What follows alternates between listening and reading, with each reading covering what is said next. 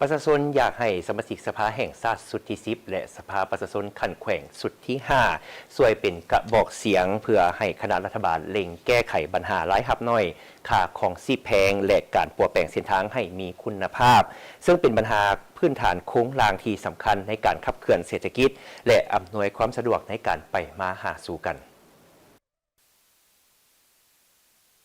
ทีมข่าวโทรภาพแห่งชาติลาวได้สัมภาษณ์ทัศนะของประชาชนจำนวนหนึ่งเกี่ยวกับบ้านเลือกตั้งสมาชิกสภาแห่งชาติสุดที่10และสภาประชาชนขันแขวงสุดที่5ที่จะมาถึงในวันที่22กุมภาพันธ์2026นี้ในน้ำที่เป็นผู้มีสิทธิเลือกตั้งได้ตั้งความหวังหลายอย่างต่อสมาชิกสภาผู้ที่จะเป็นตัวแทนของตนไปนั่งในสภาอันทรงเกียรติเพื่อนำเอาทัศนะความคิดเห็นของตนเสนอต่อคณะรัฐบาลเพื่อแก้ไขปัญหาบนพื้นฐานความถูกต้องสอดคล้องกับสภาพความเป็นจริง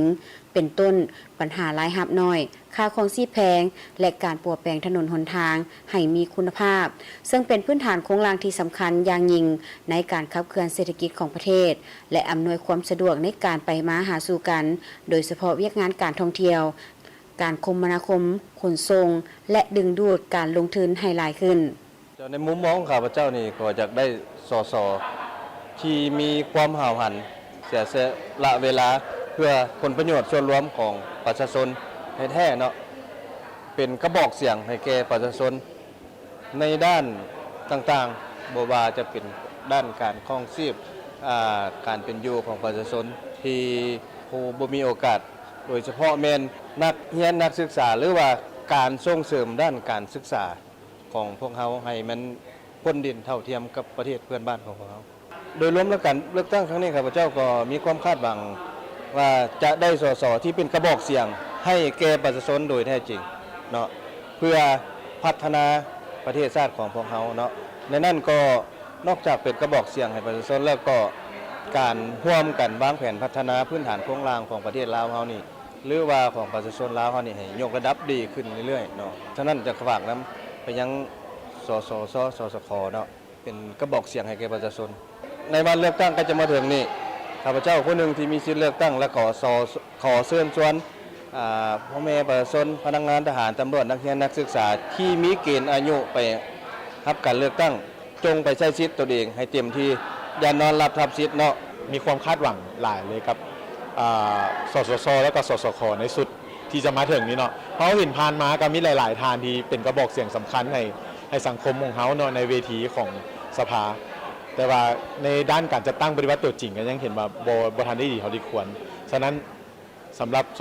สสชและสสคชุดใหม่เขาก็มีความคาดหวังเพื่อจะเฮ็ดให้เห็นผลที่แท้จริงตามที่ประชาชนมีความมุ่งมั่นปรารถนาให้ได้เห็นหลักๆเลยก็จะเป็นพื้นฐานโครงสร้างเนาะโดยเฉพาะถนนหนทางฉะนั้นก็อยากให้มันมีความสะดวกสบายเนาะสามารถเดินทางไปเหนือฮอดใต้ได้อย่างสะดวกสบายเนาะโดยเฉพาะในการปฏิบัติเวียกงานต่างๆที่ว่าเขาต้องได้ลงถึงท้องถิ่นนี่นะไปมาสะดวกได้หลักๆแล้วก็อีกปัญหาหนึ่งก็คือน่าจะเป็นเรื่องของสภาพเศรษฐกิจเนาะในปัจจุบันที่เขากำลังพบพ่ออยู่ก็เฮ็ดจังใดให้ว่ารายได้กับรายจ่ายมันสมคู่กันเขาเห็นว่าประเทศเขายังเป็นประเทศที่มีเป็นข้องไว้รายรับน้อย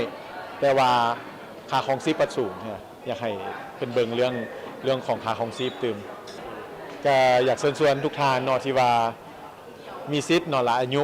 ถึงสามารถเลือกตั้งได้เนี่ยให้ไปใช้สิทธิ์ของตัวเองเนาะเพราะว่า5 ปีมีแค่หนึ่งก็เป็น1สิทธิ์ที่ว่าประชาชนลาวเขา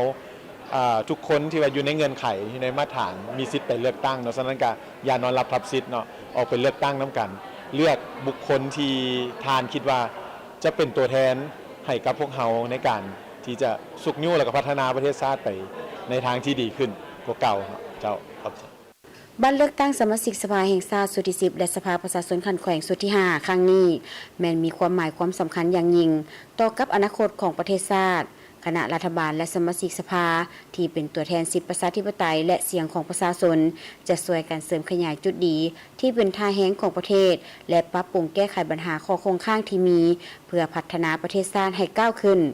ดังนั้นบัตรเลือกตั้งที่จะมาถึงในมม.นี้จึงขอเรียกร้องให้ประชาชนลาวบรรดาเผ่าผู้ที่มีสิทธิ์เลือกตั้งจงมาใช้สิทธิ์ของตนเพื่อเลือกเอาผู้แทนที่มีความรู้ความสามารถเฮ็ดแท้ทำจริงมีความสัตย์ซื่อบริสุทธิ์ต่อชาติต่อประชาชน